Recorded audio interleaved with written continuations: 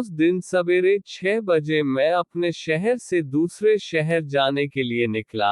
मैं railway station पहुंचा, पर देरी से पहुंचने कारण मेरी ट्रेन निकल चुकी थी। मेरे पास 9.30 की ट्रेन के अलावा कोई चारा नहीं था। मैंने सोचा कहीं नाश्ता कर लिया जाए।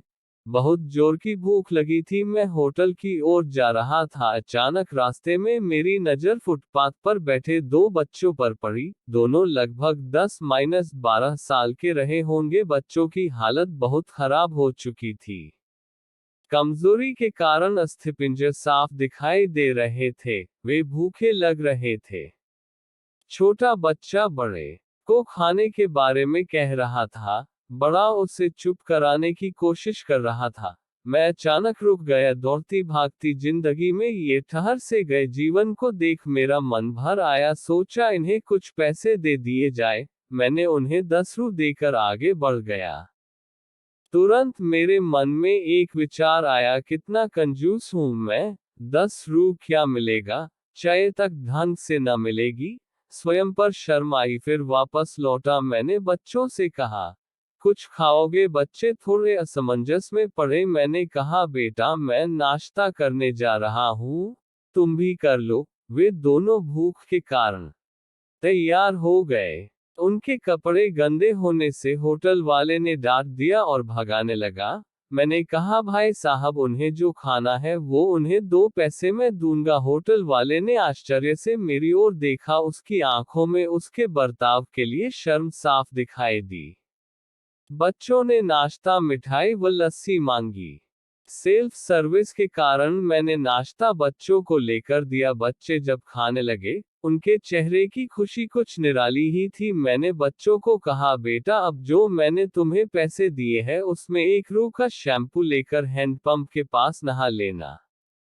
और फिर दोपहर शाम का खाना पास के मंदिर में चलने वाले लंगर में खा लेना। और मैं नाश्ते के पैसे देकर फिर अपनी दौड़ती दिनचर्या की ओर बढ़ निकला। वहां आसपास के लोग बड़े सम्मान के साथ देख रहे थे। होटल वाले के शब्द आदर में परिवर्तित हो चुके थे।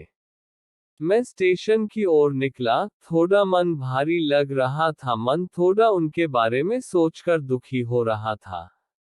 रास्ते में मंदिर आया। मैंने मंदिर की ओर देखा और कहा, हे भगवान आप कहाँ हो? इन बच्चों की ये हालत, ये भूख, आप कैसे चुप बैठ सकते हैं? दूसरे ही क्षण मेरे मन में विचार आया, पुत्र अभी तक जो उन्हें नाश्ता दे रहा था वो कौन था? क्या तुम्हें लगता है तुमने वह सब अपनी सोच से किया? मैं स्तब्ध हो गया। मेरे सारे प्रश्न समाप्त हो गए। ऐसा लगा जैसे मैंने ईश्वर से बात की हो।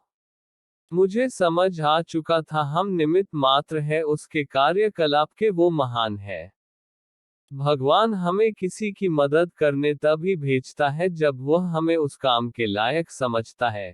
किसी मदद को मना करना वैसा ही है जैसे भगवान के काम को मना करना। अतः आपको कोई भूखा या लाचार मिले या आपसे कुछ खाने के लिए मांगे तो आप अपनी सामर्थ्य अनुसार मदद जरूर करें, क्योंकि स्वयं भगवान ने आपको इस काम के लिए चुना है। चलिए आज की सुहानी सुबह का शुभारंभ करें कुछ इसी संकल्प के साथ कि भिक्षावृत्ति को हम बढ़ावा न दें, लेकिन अशक्त, लाचार और भूखे की मदद हम जरूर करें।